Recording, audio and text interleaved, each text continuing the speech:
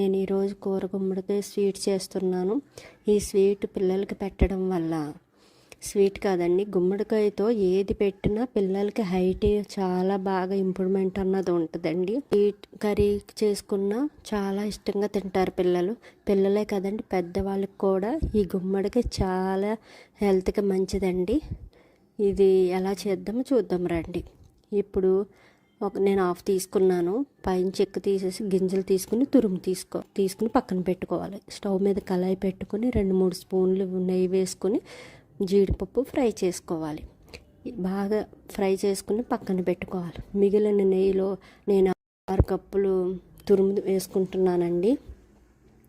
ఈ తురుము కూడా మీరు కొంచెం గుల్లగా వేయకండి, కొంచెం ఫ్రెష్ చేసి వేసుకుంటే మనకి స్వీట్ అన్నది కరెక్ట్గా సరిపోతుంది. మనకి గుమ్మడికాయలో కొంచెం స్వీట్ ఉంటుంది కాబట్టి స్వీట్ అయితే ఎక్కువ ఏం పట్టదండి. ఈ తురుము వేసుకుని కొంచెం వాటర్ క్వాంటిటీ తగ్గే వరకు మనం ఫ్రై చేసుకోవాలి, కలుపుకుంటూ ఉండాలి. హైలో పెట్టుకోవచ్చండి, హైలోనే ఈ స్వీట్ అంతా హైలోనే ఉంచుకున్నా ఏమో కాదు. ఇలాగ వాటర్ క్వాంటిటీ అంతా తగ్గిపోయిన తర్వాత 6 కప్పులకి నేను 1 కప్పు బెల్లం వేసుకుంటున్నాను. 2 స్పూన్లు షుగర్ వేసుకుంటున్నాను. ఇలా అయితే కరెక్ట్గా సరిపోతుందండి. ఒకవేళ మీకు సరిపోలేదు అనుకుంటే మనం చివరిలో కూడా మనం చూసుకుని వేసుకోవచ్చండి.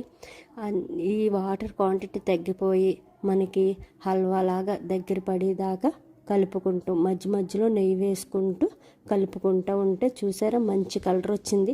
నేనైతే కలర్ ఏమీ వేయలేదండి. చూసారా ఎంత మంచి కలర్ వచ్చిందో.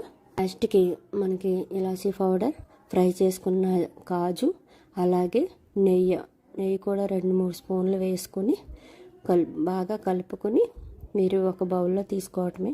చూసారు ఎంత త్వరగా అయిపోయిందో. దీంతో బొబ్బట్లు కూడా చేసుకోవచ్చండి. మీకు అది కూడా నేను చేసి చూపిస్తాను.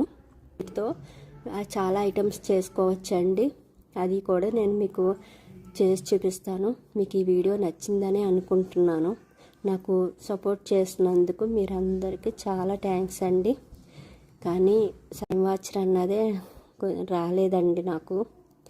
సో మీరు నాకు కొంచెం సపోర్ట్ చేస్తారని అనుకుంటున్నాను. ఈ వీడియో మీకు నచ్చితే షేర్ చేయండి, లైక్ చేయండి, సబ్స్క్రైబ్ చేసుకోండి. Thanks for watching. బాయ్.